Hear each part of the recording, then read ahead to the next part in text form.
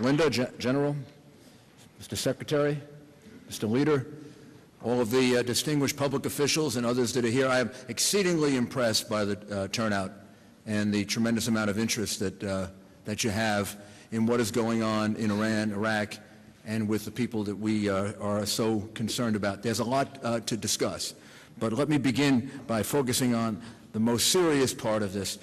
What you see to your right is just one example of the slaughter that has gone on inside Iraq. That just happened on September 1st, 2013. 52 Camp Ashraf residents were massacred without any warning. Military officials came in and killed 52 people, injured hundreds and hundreds of people. Those are the faces of the human beings who were destroyed that day. That's not the only attack that has taken place in Iraq. If I have it correct, under the Maliki regime, there have been at least 6 attacks, 3 on Ashraf, 3 on Liberty. And you say to yourself, how can this happen in this day and age? How can this possibly happen? Remember, every single one of these people, every single person that you see there on that wall who was slaughtered, who was massacred, had a letter of protection from our government. They were all given a promise of protection by the United States of America. And every single one of them was slaughtered despite that.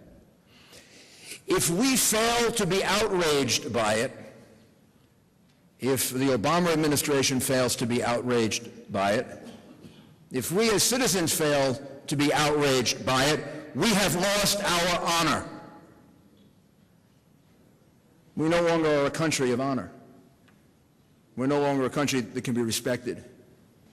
This is a group, and we'll discuss it over the course of the next period of time in more detail. This is a group that is in opposition to the mullahs, to the religious theocracy of Iran. They believe that that government should be overthrown. They believe it should be replaced with a government, and Madam Rajavi, who is the president-elect, outlined those principles very, very well. They believe that that government should be replaced with a government that is freely elected, a government that guarantees basic human rights, a government that allows for freedom of religion, a secular government, a government that allows respect and dignity for women. In fact, this organization is run by a woman, and I've worked with this organization for 5 or 6 years now at great length, and many of the significant positions in this organization are held by women. This is an organization that practices what it preaches. It would be so wonderful for the Middle East if an organization like this was able to play a substantial role in government. What a great example for the rest of the Middle East. This is what they stand for. They opposed the Shah. They believed a long time ago. They believed and hoped that a government like I just described would replace the Shah, a secular democracy. That was hijacked by first Ayatollah Khomeini, now Khamenei. We know what happened. The hostages taken.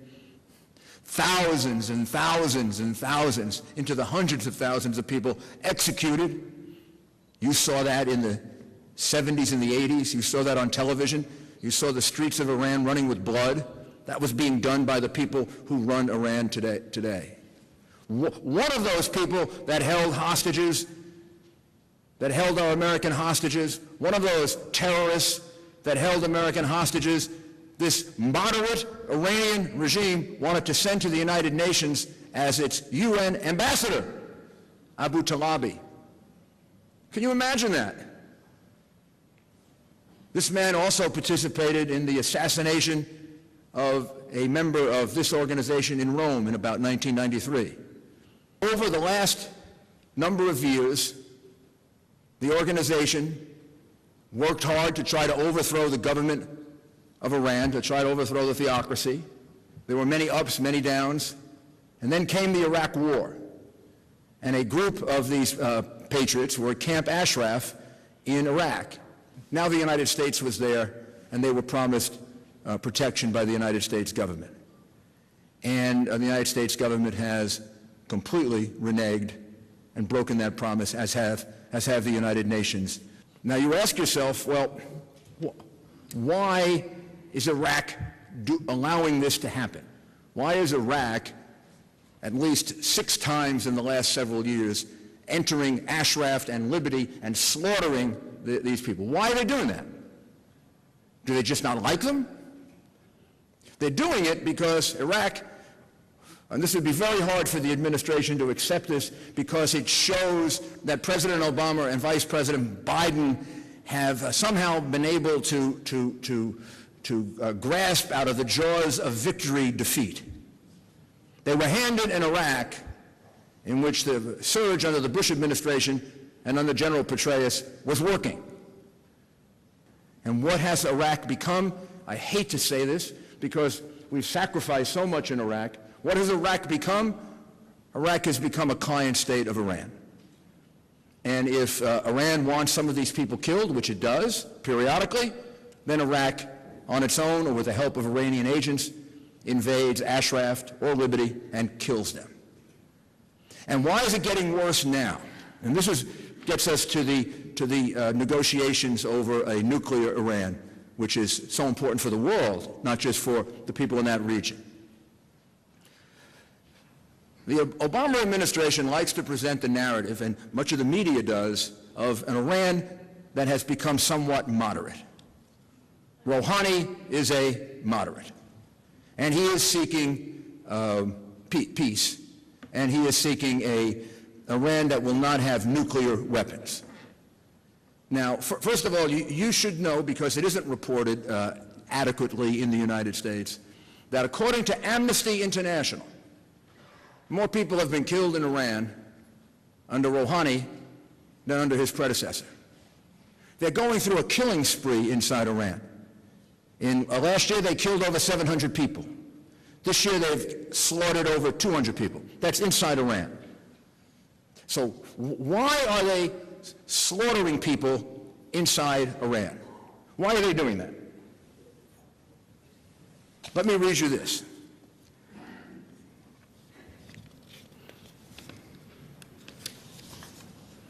The United Nations Special Rapporteur on Iran, Ahmed Shahid, pointed to a sharply rising number of executions, reporting that at least 687 had been executed in Iran in 2013. Among them, 28 women. 2/3 of the hangings were carried out under Rouhani's watch. This year, the preliminary report shows at least another 200 murders. And then Iranians, according to the UN report, continue to be arbitrarily detained for peacefully exercising their fundamental rights to expression, association, assembly, belief, and religion in ever-increasing numbers. So here's what we have. We have an Iran that is presenting a picture to the world, to the American media, to the Obama administration, of moderation. Rouhani is a moderate, whatever that means. But they don't want the people of Iran to ever really get the notion that they are going to be moderate. Because you know what happens when a dictatorship starts to liberalize. What happens when a dictatorship starts to liberalize? Then all those forces that desire freedom come forward and bring it down. And if these people are anything, they're smart and they're shrewd. So to the world, they present moderation. To the interior of Iran, they present oppression, murder, slaughter, repression, and horror, to frighten the hell out of them so that they will do nothing to rise up and have another green movement like they had a few years ago. That's one reason why Rouhani the moderate is Rouhani the mass murderer inside Iran. To the world, the moderate, inside Iran, a mass murderer.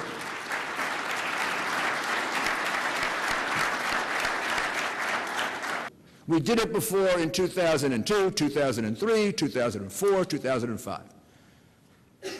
Rouhani, the moderate, has actually in his memoirs bragged about the fact that they did a very good job of fooling us, that they were actually not enriching uranium when in various remote parts of Iran and 2 specific sites, they were continuing to enrich uranium. He brags about it in his book, that he treated us exactly like this before.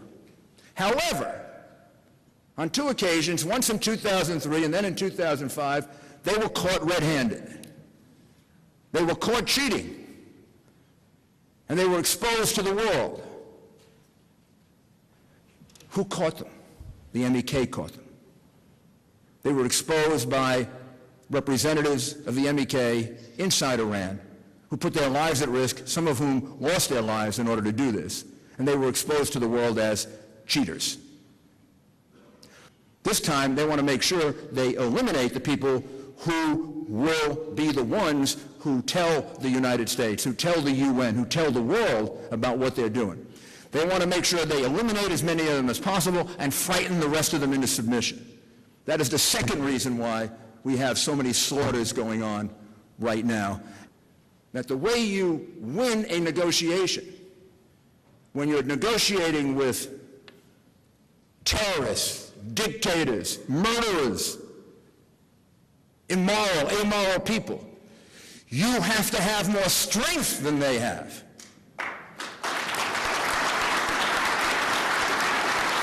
You have to have more leverage than they have. There's no doubt that these sanctions drove Iran to the bargaining table. Remember, these sanctions were imposed on President Obama, many of them with President Obama kicking and screaming by the United States Congress. He now claims credit for them, but these are things he didn't want to do. He didn't want to be this tough. Well, these sanctions have driven him to the bargaining table. For 10 years, all of the opposition has been to Iran having any use of nuclear power. Why? Because they can't be trusted. Why? Because they're the biggest sponsor of terrorism in the world. Why? Because of all the governments in the world, currently, they're the ones who have killed the most Americans.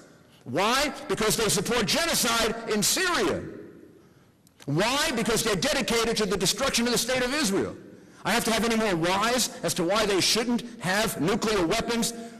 During the Cold War, the worst nightmare was if an insane person could get their hands on nuclear weapons. Well, they're insane. And if they're not insane, they're doing a hell of a good imitation of it. They should not be allowed to have any nuclear capacity at all, not one bit of nuclear capacity, because they can't be trusted. And by the way, why do they...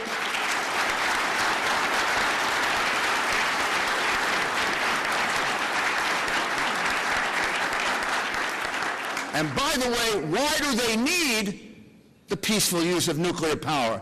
They have oil. This isn't a country without energy sources. This isn't a country that needs nuclear power for peaceful purposes.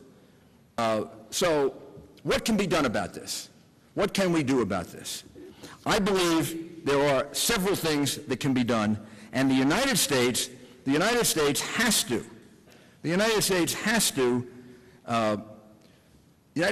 to organize itself to impose this on the president, much the way Ted Cruz and Senator Schumer stopped Obama from allowing Abu Chalabi to come to the United Nations by standing up.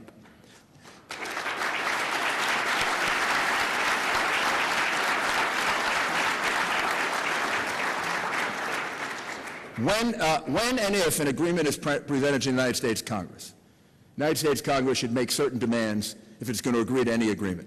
Demand number one is the agreement should be prefaced with a statement of American policy that we are going to continue, whatever this agreement says, to seek regime change in Iran. Just think about this. We were in favor of regime change in Egypt when the leadership of Egypt was friendly to the United States. We were in favor of regime change in Libya when the leadership of Libya was basically neutered. He had given up all his weapons of mass destruction. We're in favor of regime change in Syria, we just don't seem to know what to do about it. We're in a state of confusion about it. Well, the regime in Iran is worse than the regime in any one of those three countries. Worse than the regime was in Egypt, worse than Libya, and worse than even Syria. So why aren't we for regime change in Iran? And in Iran, we have a benefit that we don't have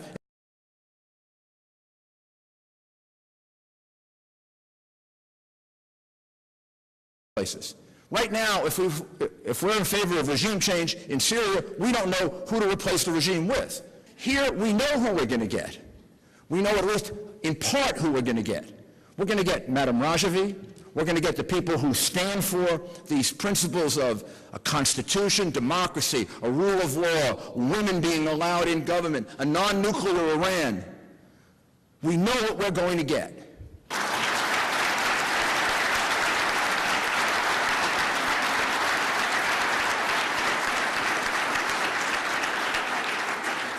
We should insist that any agreement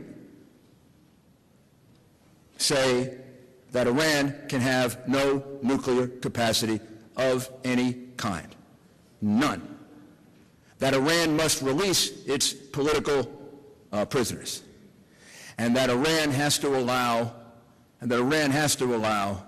very complete, very intense, and very open inspections so that we can be sure that they're living up to the agreement.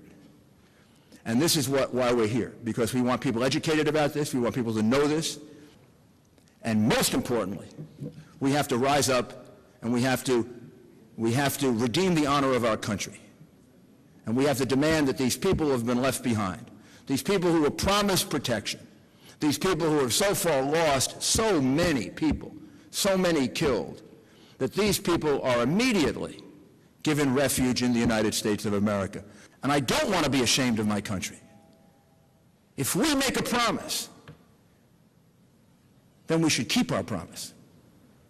We shouldn't be afraid to keep our promise once again because we may be offending murderous dictators.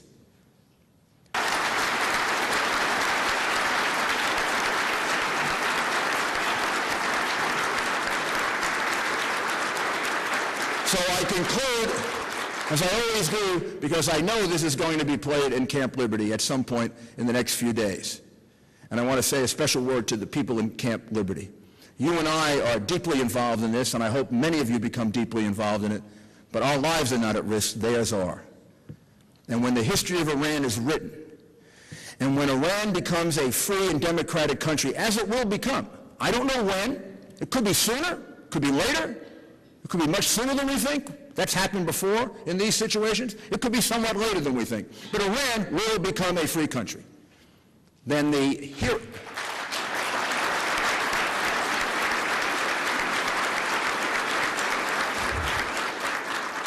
will become a free country based on the blood, the sweat, and the tears of the people of Camp Liberty and the people of Camp Ashraf. It's their courage that is making this possible. And we are with you as if we were there with you. We are never going to abandon you. And one way or another, we are getting you out of there. Thank you, and God bless you.